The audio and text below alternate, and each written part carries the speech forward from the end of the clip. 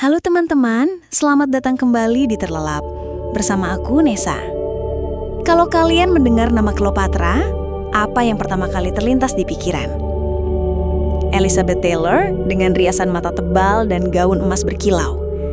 Atau mungkin sosok wanita cantik jelita yang menggoda para jenderal Romawi dengan pesonanya? Nah, siap-siap untuk dikejutkan. Karena hari ini kita akan menguak kisah sesungguhnya tentang Cleopatra VII Philopator, seorang ratu yang jauh lebih kompleks, cerdas, dan menakjubkan dari apa yang pernah Hollywood tunjukkan kepada kita. Cleopatra bukanlah sekadar wanita cantik yang mengandalkan pesona. Dia adalah seorang politikus ulung, diplomat brilian, ahli bahasa yang menguasai 9 bahasa, dan mungkin salah satu pemimpin paling cerdas dalam sejarah umat manusia. Tapi seperti banyak tokoh sejarah lainnya, kisah Cleopatra telah dipuntir, dilebih-lebihkan, dan sayangnya ditulis oleh musuh-musuhnya. Mari kita mulai perjalanan ini dengan menyelami dunia Mesir kuno di tahun 69 sebelum Masehi, ketika seorang bayi perempuan lahir di istana Alexandria yang akan mengubah jalannya sejarah. Alexandria, 69 sebelum Masehi. Kota yang paling maju di dunia kuno ini bergemuruh dengan suara perdagangan, diskusi filosofis, dan intrik politik yang mematikan. Di tengah kemegahan istana Ptolemy, lahirlah seorang bayi yang akan menjadi legenda. Cleopatra VII Philopator.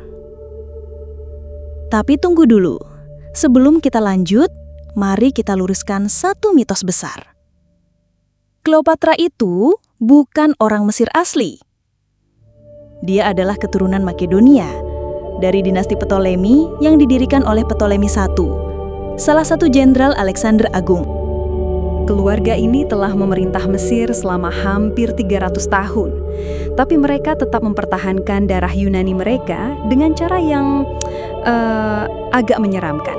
Pernikahan sesama saudara. Ya, kalian tidak salah dengar. Ayah Cleopatra, Ptolemy XII yang dijuluki Auletes, si peniup seruling, kemungkinan besar menikah dengan saudara perempuannya sendiri.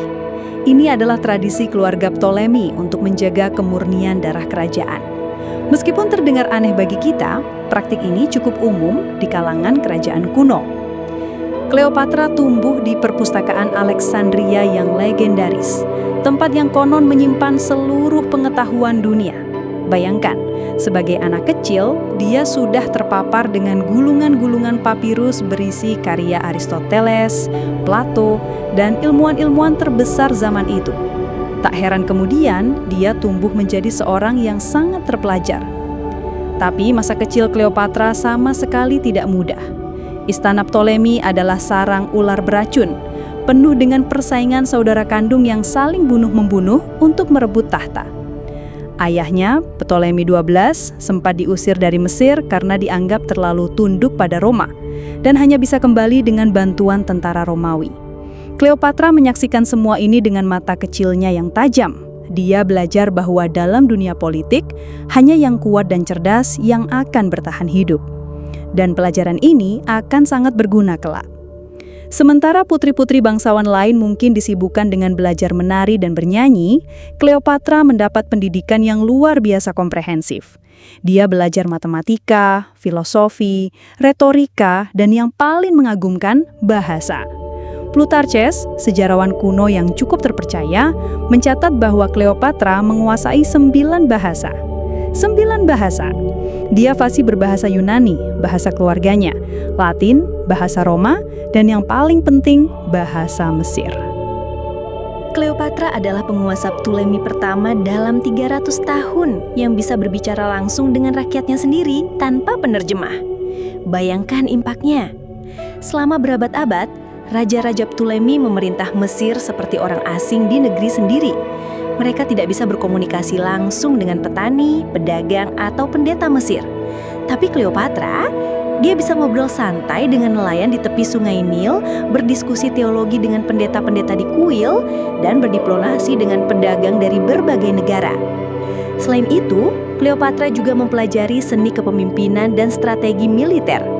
Dia tidak hanya tahu cara menggerakkan hati rakyat dengan pidato, tapi juga paham taktik perang dan manuver politik yang rumit. Dan soal penampilan fisik yang selalu jadi topik hangat. Koin-koin kuno yang menampilkan wajah Cleopatra menunjukkan bahwa dia memiliki hidung yang cukup menonjol dan rahang yang tegas. Bukan standar kecantikan klasik Yunani pada masa itu.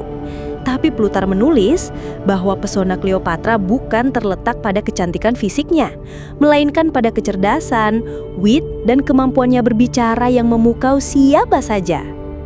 Tahun 51 sebelum Masehi, Ptolemy XII meninggal dunia, dan sesuai dengan tradisi dan hukum, tahta Mesir jatuh kepada Cleopatra yang saat itu berusia 18 tahun, bersama dengan adik laki-lakinya Ptolemy XIII yang berusia 10 tahun. Ya, mereka harus memerintah bersama dan sesuai tradisi keluarga, menikah. Tapi jangan pikir Cleopatra akan berbagi kekuasaan dengan mudah. Sejak hari pertama, dia menunjukkan bahwa dia tidak berniat jadi boneka. Nama Cleopatra muncul lebih dulu dalam dokumen-dokumen resmi. Mata uang mulai menampilkan wajah Cleopatra lebih dominan. Dan yang paling berani, dia mulai mengabaikan keberadaan Ptolemy XIII dalam keputusan-keputusan penting.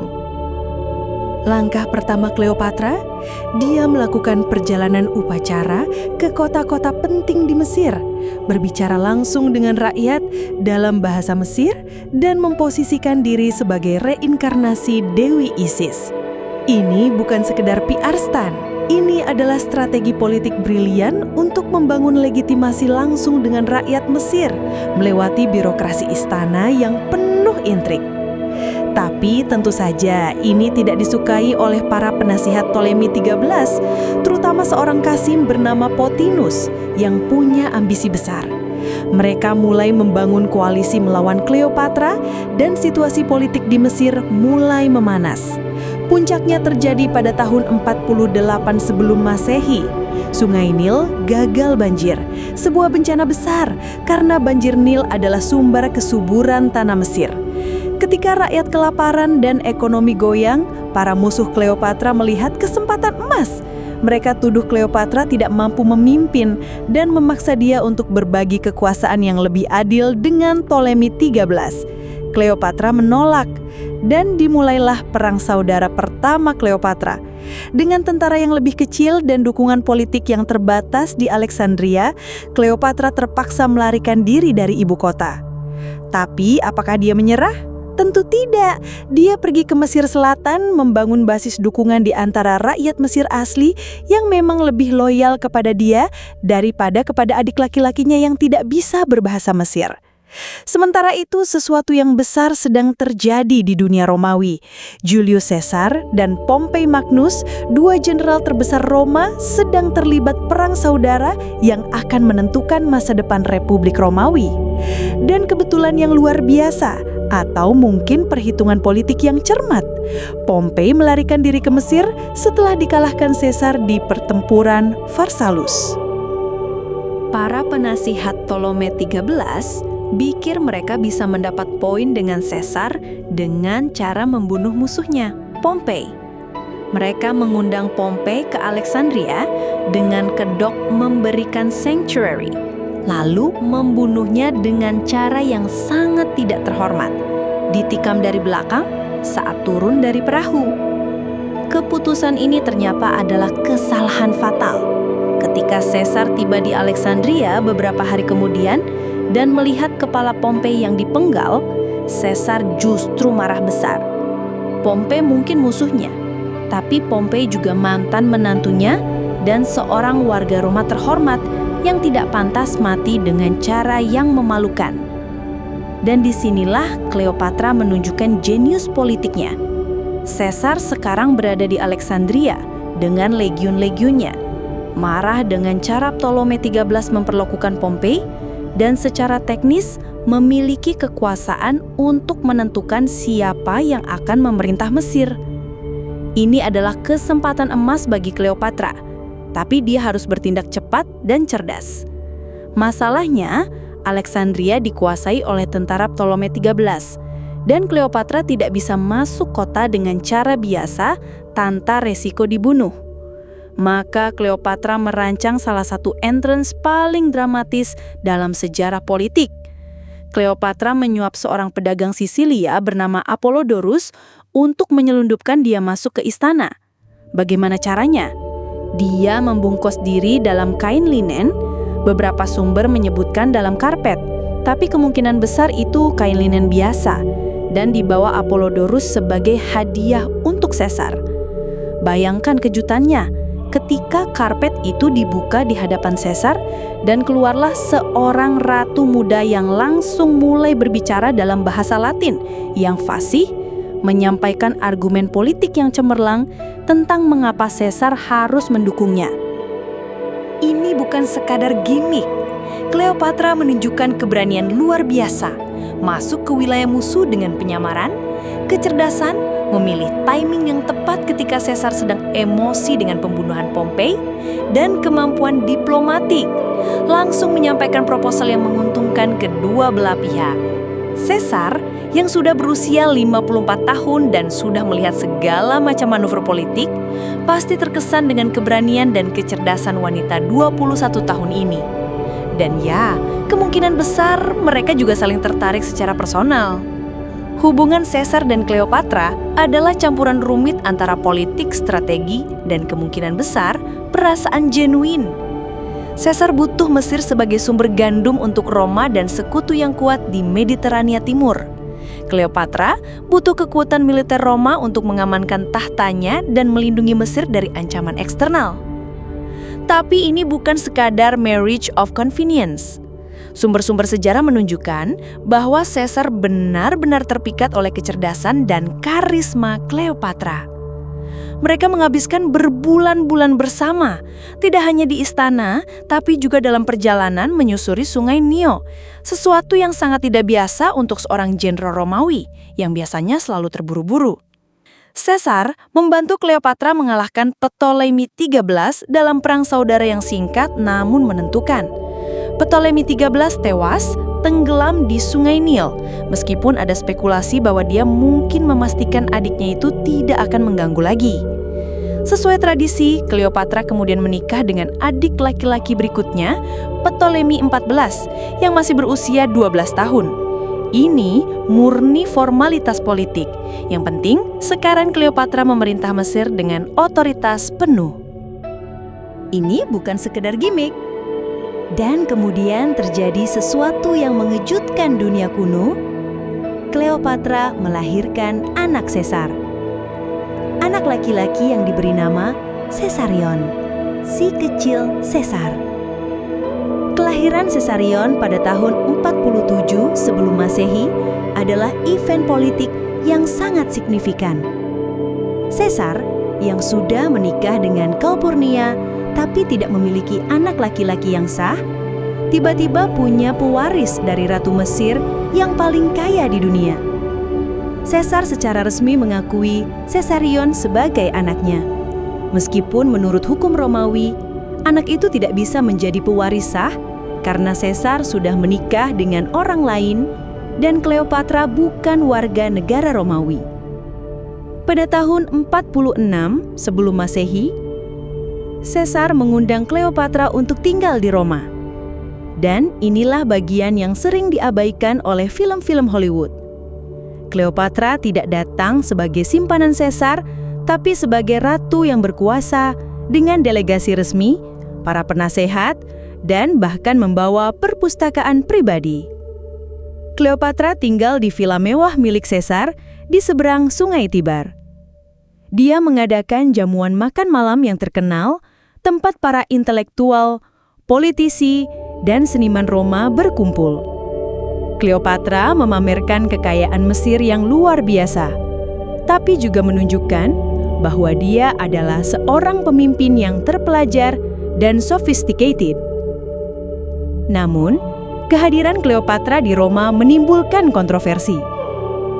Sebagian senator Roma tidak suka dengan pengaruh ratu asing terhadap Caesar.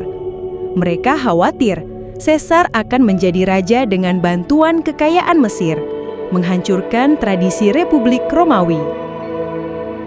Kekhawatiran ini makin menguat ketika Caesar mulai membangun kuil untuk Dewi Venus Genetrix dan menempatkan patung Cleopatra di dalamnya.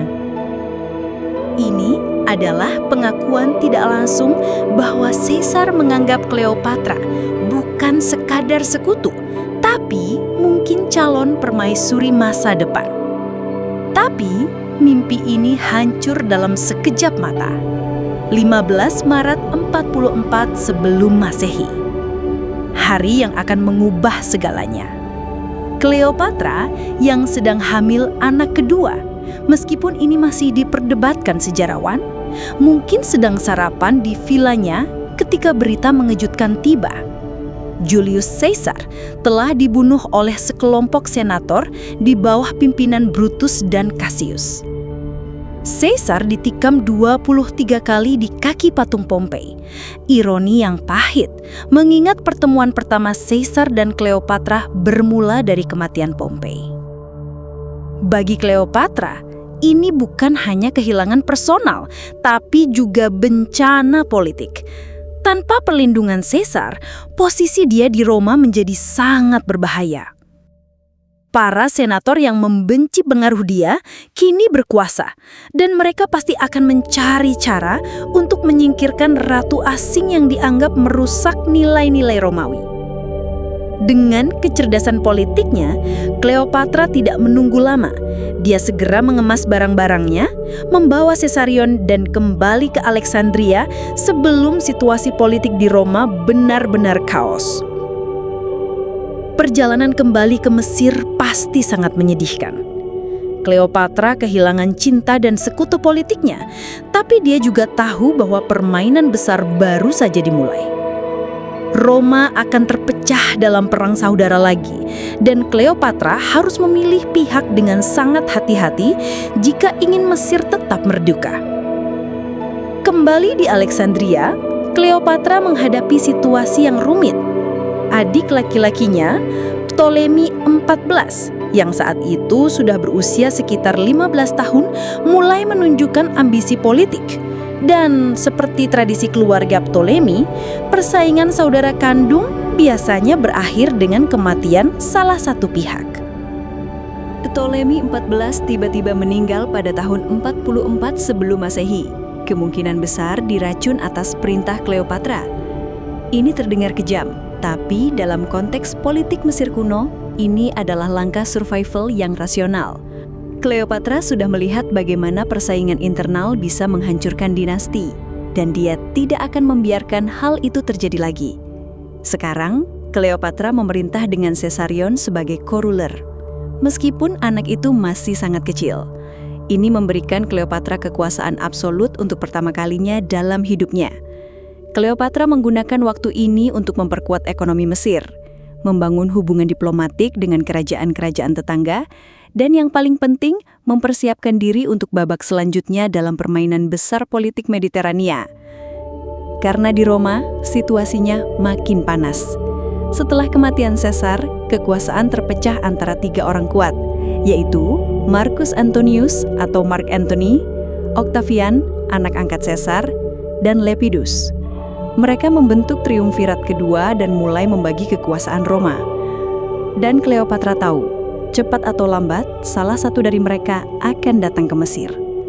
Tahun 41 sebelum Masehi, Marcus Antonius atau yang kita kenal sebagai Mark Antony mengirim pesan kepada Cleopatra. Antony yang bertanggung jawab atas wilayah timur Kekaisaran Roma membutuhkan dukungan finansial untuk kampanye militernya melawan partai. Dan siapa lagi yang punya uang sebanyak Mesir? Tapi Antony juga curiga dengan loyalitas Cleopatra. Selama perang saudara setelah kematian Caesar, Cleopatra tidak jelas memihak siapa, dan beberapa jenderal Mesir bahkan membantu Cassius, salah satu pembunuh Caesar. Antony meminta Cleopatra datang ke Tarsus di Turki sekarang untuk klarifikasi atas tuduhan-tuduhan ini. Permintaan yang terdengar seperti panggilan pengadilan, bukan undangan diplomatik. Tapi Cleopatra yang sudah berusia 28 tahun dan jauh lebih berpengalaman dalam politik internasional, tidak akan datang seperti orang yang diadili. Dia akan datang sebagai ratu yang powerful dan memukau. Dan lahirlah salah satu entrance paling spektakuler dalam sejarah.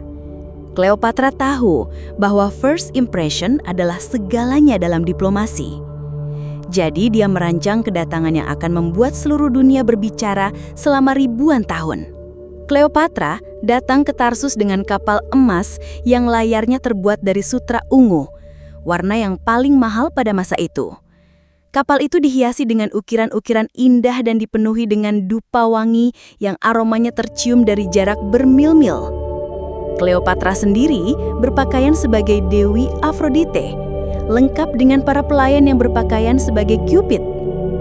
Plutarch menulis bahwa ketika kapal Cleopatra mendekati dermaga Tarsus, seluruh penduduk kota berlari ke tepi sungai untuk menyaksikan. Bahkan Antony yang seharusnya menerima audiensi di istananya malah ikut turun ke dermaga karena penasaran dengan kehebohan ini. Ini adalah power move yang brilian. Cleopatra tidak datang sebagai pihak yang diperiksa, tapi sebagai dewi yang turun dari langit. Dia mengubah narasi dari ratu yang dipanggil untuk diadili menjadi dewi yang berkenan memberikan audiensi. Dan strategi ini bekerja dengan sempurna. Antony, yang terkenal sebagai pria yang suka kemewahan dan pertunjukan, langsung terpesona. Bukan hanya dengan kemegahan Cleopatra, tapi juga dengan kecerdasan di balik semua teater itu. Seperti halnya dengan Caesar, hubungan Antony dan Cleopatra adalah perpaduan kompleks antara politik dan perasaan personal. Antony butuh kekayaan Mesir untuk membiayai ambisi politiknya. Cleopatra butuh perlindungan militer Roma untuk menjaga keamanan Mesir dari ancaman Parthia dan persaingan internal Roma. Tapi ada yang berbeda dengan hubungan ini. Caesar dan Cleopatra bertemu ketika keduanya sedang dalam posisi yang kuat. Antony dan Cleopatra bertemu ketika keduanya menghadapi tantangan besar. Antony harus bersaing dengan Octavian untuk kontrol atas Roma, sementara Cleopatra harus mempertahankan kemerdekaan Mesir di tengah chaos politik Mediterania. Ini menciptakan partnership yang lebih equal dan intens. Mereka bukan hanya lovers, tapi juga allies yang benar-benar saling bergantung. Antony menghabiskan musim dingin 41-40 sebelum Masehi di Alexandria. Dan seperti Caesar sebelumnya, Antony terpesona dengan kemewahan dan kecanggihan peradaban Mesir. Cleopatra menunjukkan kepada Antony perpustakaan Alexandria, museum, dan semua keajaiban intelektual yang tidak ada di Roma. Tapi lebih dari itu, Cleopatra menunjukkan kepada Antony visi tentang bagaimana Timur dan Barat bisa bersatu dalam sebuah kekaisaran yang lebih besar dan lebih sophisticated daripada Roma tradisional. Pada tahun 40 sebelum Masehi, Cleopatra melahirkan anak kembar, Alexander Helios dan Dia Selina. Nama-nama ini bukan kebetulan. Helios berarti matahari, Selena berarti bulan. Cleopatra dan Antony memposisikan anak-anak mereka sebagai simbol kosmik yang akan menyatukan Timur dan Barat. Tapi politik Roma memaksa Antony kembali ke Italia. Persaingan dengan Octavian makin memanas, dan Antony harus memperkuat posisinya di Roma.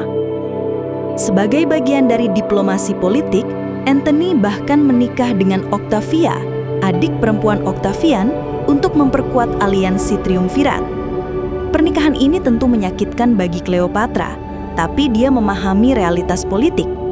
Dia menggunakan waktu terpisah ini untuk memperkuat Mesir, membangun armada laut yang kuat, dan mempersiapkan diri untuk konflik yang mungkin terjadi. Selama 4 tahun, Antony mencoba menyeimbangkan kehidupan politiknya di Roma dengan keinginannya untuk kembali ke Cleopatra. Pernikahan dengan Octavia tidak bahagia. Ini murni arrangement politik, dan Antony selalu merasa terpanggil kembali ke Timur. Akhirnya pada tahun 37 sebelum Masehi, Antony kembali bertemu Cleopatra di Antioquia. Reuni ini bahkan lebih passionate daripada pertemuan pertama mereka. Antony secara mesi menceraikan Octavia dan mengakui anak-anaknya dengan Cleopatra secara legal. Lebih dari itu, Antony mulai memberikan wilayah-wilayah Roma di timur kepada Cleopatra dan anak-anaknya. Cyprus, Crete, Cyrenaica, bahkan bagian dari Syria, semuanya diberikan kepada dinasti Ptolemei. Ini adalah hadiah cinta yang sangat mahal secara politik. karena tindakan ini memberikan amunisi sempurna bagi Octavian untuk melukis Antony sebagai pengkhianat yang menjual kekayaan Roma demi wanita asing. Puncak dari visi Antony dan Cleopatra terjadi pada tahun 34 sebelum Masehi dalam sebuah upacara yang disebut Donations of Alexandria. Di hadapan ribuan orang, Antony secara mesi membagi wilayah-wilayah timur kepada Cleopatra dan anak-anaknya. Caesarion diangkat sebagai Raja Egypt dan co-ruler dengan Cleopatra dengan gelar Raja para Raja. Alexander Helios diberi Armenia, Media, dan Parthia, meskipun wilayah terakhir ini belum ditaklukkan. Diocletian diberi Cyrenaica dan Libya. Ptolemy Philadelphus, anak ketiga mereka yang lahir tahun 36 sebelum Masehi, diberi Syria dan Asia Minor. Cleopatra sendiri dinobatkan sebagai Ratu para Raja dan diproklamirkan sebagai reinkarnasi Dewi Isis. Ini adalah deklarasi untuk membentuk kekaisaran Helenistik baru yang akan menyaingi Roma. Visi tentang peradaban yang menggabungkan kemewahan dan kecanggihan Timur dengan kekuatan militer Barat. Tapi, visi ini juga adalah declaration of war terhadap Octavian dan Roma tradisional. Ketika berita tentang Donations of Alexandria sampai ke Roma, reaksinya eksplosif. Octavian yang sudah lama mencari cara untuk menyingkirkan Antony, kini punya alasan sempurna. Octavian meluncurkan kampanye propaganda yang brilian dan kejam. Antony tidak digambarkan sebagai rival politik, tapi sebagai pengkhianat yang terjerat pesona penyihir Mesir. Cleopatra dilukis sebagai femme fatale yang menggunakan magic dan seksualitas untuk menghancurkan kejantanan dan patriotisme Romawi. Propaganda ini sangat efektif karena memainkan xenofobia dan misogini yang sudah ada dalam masyarakat Roma. Cleopatra sebagai wanita, ratu asing, dan penyembah dewa-dewa biadab menjadi perfect villain dalam narasi Octavian. Sementara itu, Antony dan Cleopatra juga melakukan counter propaganda. Mereka memposisikan diri sebagai pembawa peradaban sejati melawan barbarian Roma. Cleopatra menekankan bahwa dia adalah pewaris Alexander Agung dan penjaga kemurnian Hellenistic culture. Tapi, dalam perang propaganda ini, Octavian memiliki advantage besar. Octavian berada di Roma dan bisa mengontrol narasi yang sampai ke telinga senator dan rakyat. Pada tahun 32 sebelum Masehi, Octavian secara resmi menyatakan perang, bukan kepada Antony, karena itu akan terlihat seperti perang saudara, tapi kepada Cleopatra. Ini adalah langkah propaganda yang jenius. Perang ini dibingkai sebagai konflik antara Roma dan musuh asing, bukan persaingan internal. September 31 sebelum Masehi. Di perairan Actium Yunani, dua armada terbesar dunia kuno berhadapan dalam pertempuran yang akan menentukan masa depan peradaban. Di satu sisi, Octavian dengan armada Roma yang dipimpin oleh Agrippa, jenderal terbaik generasinya. Di sisi lain, Antony dan Cleopatra dengan gabungan armada Roma Mesir yang sebenarnya lebih besar dalam jumlah kapal. Tapi, ada masalah serius di pihak Antony. Banyak jenderal Roma yang bergabung dengan Antony mulai meragukan keputusan untuk berperang bersama ratu asing. Beberapa bahkan membelot ke pihak Octavian tepat sebelum pertempuran, membawa informasi penting tentang strategi Antony. Yang lebih parah, pasukan darat Antony sudah terpukul oleh blokade ekonomi Octavian. Tentara-tentara mulai sakit karena kurang makanan dan moral mereka menurun drastis. Dalam situasi seperti ini, strategi terbaik mungkin adalah mundur, regroup, dan bertempur di medan yang lebih menguntungkan. Dan inilah yang terjadi. Tapi, sejarah mencatat hal ini sebagai pelarian yang memalukan. Di tengah pertempuran, ketika situasi mulai tidak menguntungkan, Cleopatra memerintahkan armada Mesirnya untuk mundur. Antony melihat kapal Cleopatra pergi, memutuskan untuk mengikutinya, meninggalkan sisa armada yang masih bertempur. Keputusan ini menghancurkan reputasi Antony sebagai jenderal. Para pendukungnya merasa ditinggalkan dan dikhianati. Octavian meraih kemenangan yang decisive. Dan untuk pertama kalinya sejak bertahun-tahun, Roma berada di bawah satu penguasa. Tapi apakah ini benar-benar pelarian yang pengecut? Atau strategi yang masuk akal dalam situasi yang sudah hopeless? Sejarawan masih memperdebatkan hal ini sampai sekarang. Setelah Actium, Antoni dan Cleopatra kembali ke Alexandria dengan mood yang sangat berbeda. Impian tentang kekaisaran Timur Barat sudah hancur, dan mereka tahu Octavian akan datang untuk menyelesaikan apa yang sudah dimulai. Tapi Cleopatra tidak menyerah begitu saja. Dia mencoba berbagai diplomasi terakhir, mengirim utusan kepada Octavian, menawarkan abdikasi dengan syarat anak-anaknya bisa hidup aman, bahkan mencoba membangun aliansi dengan kerajaan-kerajaan timur lainnya.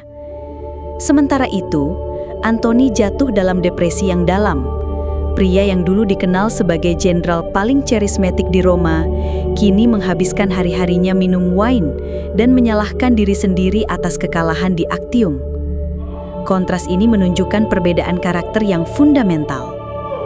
Antoni adalah produk dari sistem Roma yang patriarkal dan militeristik. Ketika sistem itu menolaknya, Antoni kehilangan identitas. Cleopatra adalah ratu yang sudah terbiasa dengan survival politik sejak kecil. Dia tahu bahwa selama masih hidup, selalu ada kemungkinan untuk comeback. Cleopatra bahkan sempat mempertimbangkan untuk melarikan diri ke India dengan treasure Mesir, membangun kerajaan baru di sana. Tapi rencana ini gagal karena gubernur daerah yang tidak loyal membakar kapal-kapal yang sudah disiapkan. Juli 30 sebelum Masehi, Octavian akhirnya tiba di Alexandria dengan legiunnya. Tidak ada lagi armada yang bisa menghadang, tidak ada lagi aliansi yang bisa diandalkan. Mesin, kerajaan terkaya di dunia, kini berada dalam genggaman Roma. Antony, dalam momen keputusasaan terakhir, mencoba melakukan serangan bunuh diri terhadap pasukan Octavian. Tapi, ini bukan lagi Antony yang dulu. Serangan ini mudah dipatahkan dan Antony terluka parah. Sementara Cleopatra sudah mempersiapkan plan B. Dia mengunci diri di mausoleum yang sudah dibangun sebelumnya, bersama dengan treasure Mesir dan dua pelayan setianya, Iras dan Charmion. Dari dalam mausoleum, Cleopatra mengirim pesan kepada Octavian. Jika Octavian mencoba masuk dengan paksa, dia akan membakar semua treasure Mesir, termasuk diri dia sendiri. Ini bukan ancaman kosong. Cleopatra sudah mengumpulkan kayu, minyak dan bahan bakar lainnya. Jika dia tidak bisa hidup sebagai ratu, dia akan mati dengan cara yang memastikan Octavian tidak mendapat apa-apa. Situasi ini menempatkan Octavian dalam posisi yang sulit. Octavian butuh treasure Mesir untuk membayar tentara-tentaranya dan membiayai pemerintahan Roma. Tapi Octavian juga butuh Cleopatra hidup-hidup untuk dibawa ke Roma sebagai trofi dalam parade kemenangan. Octavian mengirim utusan untuk bernegosiasi, dan dimulailah pertarungan psikologis antara dua master politician.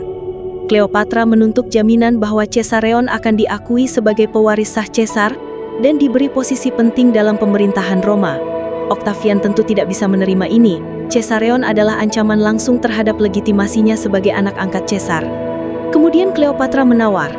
Dia bersedia menyerahkan diri jika anak-anaknya yang lain, Alexander Helius, Diaselene dan Ptolemy Philadelphus, dijamin keselamatannya dan diberi status bangsawan Roma. Octavian setuju dengan syarat Cleopatra harus keluar dari mausoleum dan menyerahkan diri tanpa syarat. Tapi Cleopatra terlalu cerdas untuk percaya begitu saja. Dia tahu bahwa sekali dia keluar dari mausoleum, dia akan kehilangan semua leverage. Di tengah negosiasi yang alot ini, terjadi miskomunikasi yang fatal. Antoni, yang sedang sekarat karena luka-lukanya, mendapat kabar bahwa Cleopatra sudah mati. Dalam keputusasaan total, Antoni meminta pelayannya untuk membunuhnya dengan pedang. Tapi kemudian, Antoni mendapat kabar bahwa Cleopatra masih hidup. Dengan luka pedang di perutnya, Antoni meminta untuk dibawa ke mausoleum untuk bertemu Cleopatra terakhir kali. Scene ini adalah salah satu momen paling heartbreaking dalam sejarah. Cleopatra, yang tidak bisa keluar dari mausoleum karena takut ditangkap, harus menarik Antoni yang sekarat masuk melalui jendela dengan bantuan pelayan-pelayannya. Antoni meninggal dalam pelukan Cleopatra, mengakhiri salah satu love story paling epik dalam sejarah. Tapi ini juga menandai berakhirnya harapan terakhir untuk melawan Octavian. Tanpa Antony, Cleopatra benar-benar sendirian. Setelah kematian Antony, posisi tawar Cleopatra menjadi lebih lemah, tapi dia masih punya kartu terakhir, nyawa dan treasure Mesir. Octavian akhirnya setuju untuk bertemu langsung dengan jaminan safe conduct. Pertemuan ini terjadi di Istana Alexandria dan menjadi clash terakhir antara dua visi peradaban yang berbeda. Octavian, yang saat itu berusia 32 tahun, mewakili Roma yang pragmatis, disiplin, dan fokus pada kekuasaan. Cleopatra, 39 tahun, mewakili Timur yang sophisticated, kosmopolitan, dan kaya akan tradisi intelektual. Plutarch menulis bahwa bahkan dalam situasi yang desperate ini, Cleopatra masih menunjukkan dignitas dan kecerdasan yang luar biasa. Dia berbicara dengan Octavian dalam bahasa Latin yang sempurna, menyampaikan argumen-argumen politik yang rasional dan tetap bernegosiasi seperti seorang ratu, bukan tahanan. Cleopatra menyerahkan daftar lengkap treasure Mesir kepada Octavian, tapi salah satu bendahara Cleopatra mengungkapkan bahwa sang ratu menyembunyikan beberapa harta berharga. Cleopatra marah besar dan menampar bendahara itu, bukan karena malu ketahuan, tapi karena merasa dipermalukan di depan Octavian. Cleopatra kemudian menjelaskan dengan tenang bahwa harta yang disembunyikan itu adalah hadiah-hadiah untuk Octavia, mantan istri Antony, dan Livia, istri Octavian, sebuah diplomatic gesture untuk menunjukkan niat baik. Terkesan dengan composure Cleopatra, tapi Octavian juga tahu bahwa dia terlalu berbahaya untuk dibiarkan hidup. Sebagai kompromi, Octavian berjanji bahwa Cleopatra akan diperlakukan dengan terhormat dan anak-anaknya akan aman. Tapi Cleopatra terlalu berpengalaman dalam politik untuk percaya janji-janji ini. Setelah pertemuan dengan Octavian, Cleopatra mulai curiga bahwa dia akan dibawa ke Roma sebagai captive dalam triumph parade. Ini adalah humiliasi terakhir yang tidak bisa dia terima. Seorang ratu keturunan Alexander Agung dipamerkan sebagai trofi di depan mob Roma. Cleopatra mulai merencanakan exitnya dengan sangat careful. Dia meminta izin untuk mengunjungi makam Antony, permintaan yang innocent dan reasonable. Octavian mengizinkan, tapi dengan pengawalan yang ketat. Di makam Antony, Cleopatra melakukan ritual pemakaman yang proper sesuai tradisi Mesir dan Yunani. Dia berdoa kepada dewa-dewa agar dia dan Antony bisa bersatu di akhirat, dan memohon agar dia tidak dipaksa hidup dalam kehinaan. Dia, yang adalah seorang scholar, pasti tahu racun mana yang paling efektif. Kisah tentang ular adalah dramatic flourish yang ditambahkan kemudian, mungkin oleh Octavian sendiri, untuk menambah elemen eksotik dan teatrikal pada kematian musuhnya. Dengan kematian Cleopatra pada 12 Agustus 30 sebelum Masehi, berakhirlah dinasti Ptolemy yang sudah memerintah Mesir selama 275 tahun. Berakhir pula era Hellenistic Kingdoms yang dimulai sejak kematian Alexander Agung. Octavian, yang kemudian menjadi Augustus Caesar, kini menguasai seluruh Mediterania. Treasure Mesir yang fantastis memungkinkannya membayar tentara, membangun monumen-monumen begah, dan mengkonsolidasi kekuasaan yang akan bertahan berabad-abad. Tapi apa yang terjadi dengan anak-anak Cleopatra?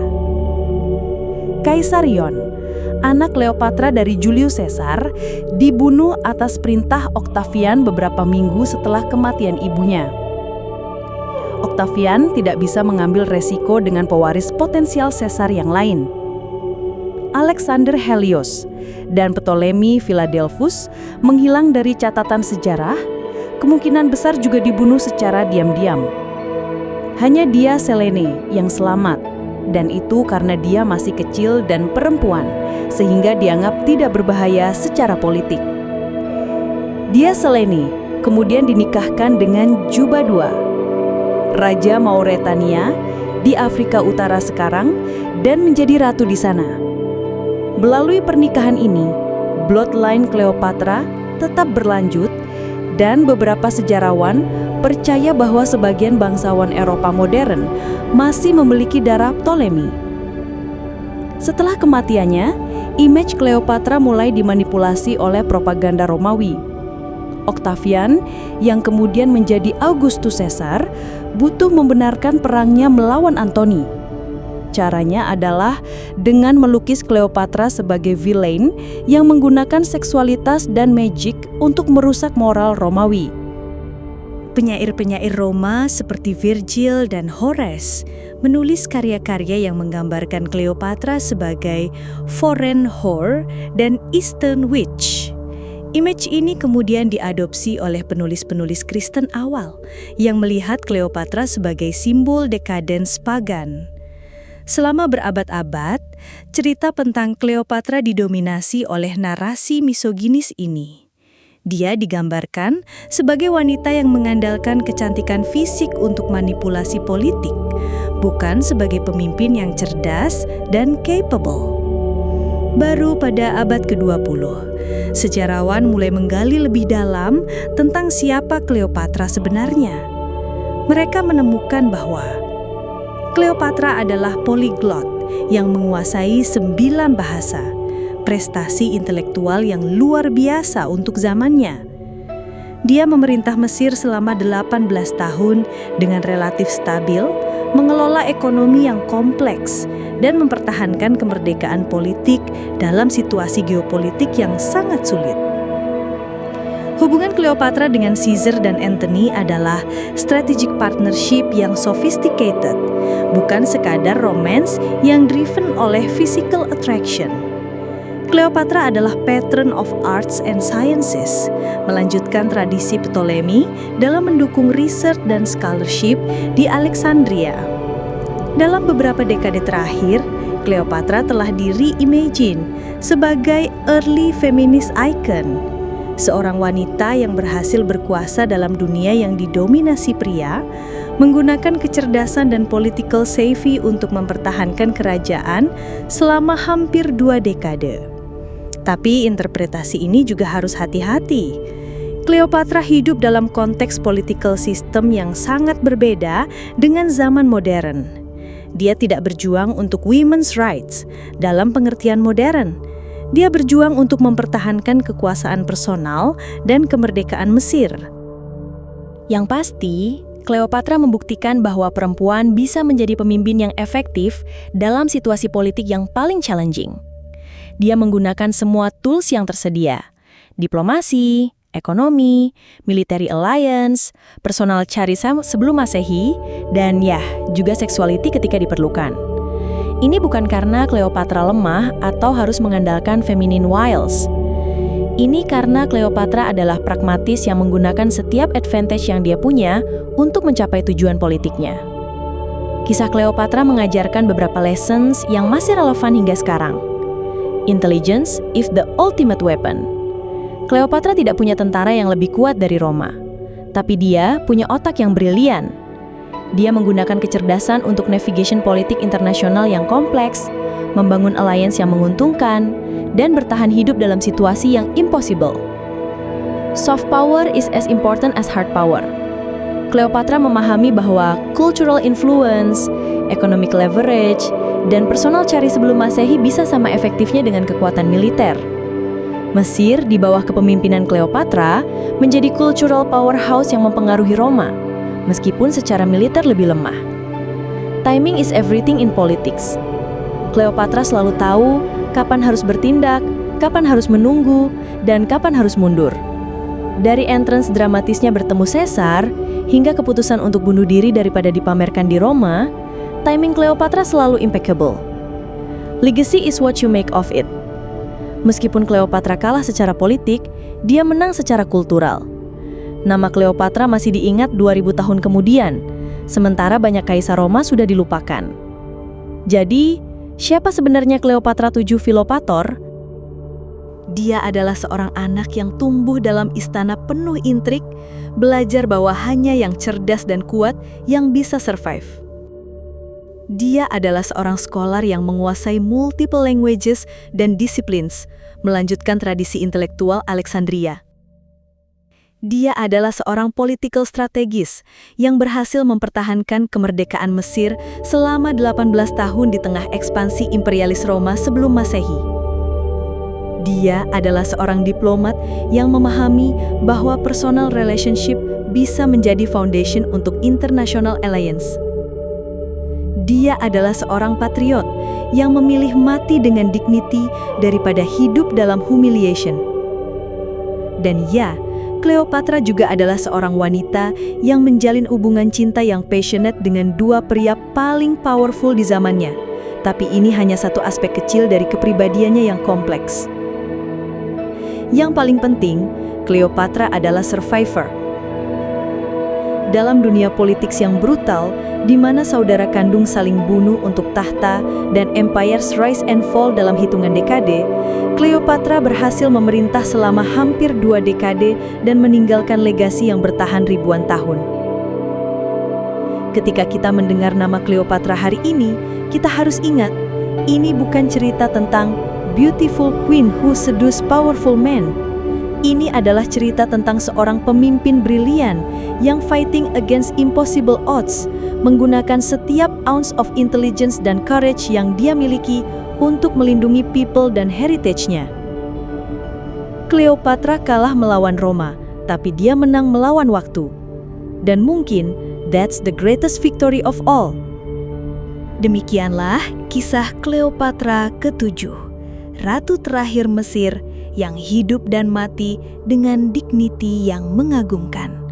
Seorang wanita yang membuktikan bahwa true power comes not from beauty, but from brilliance.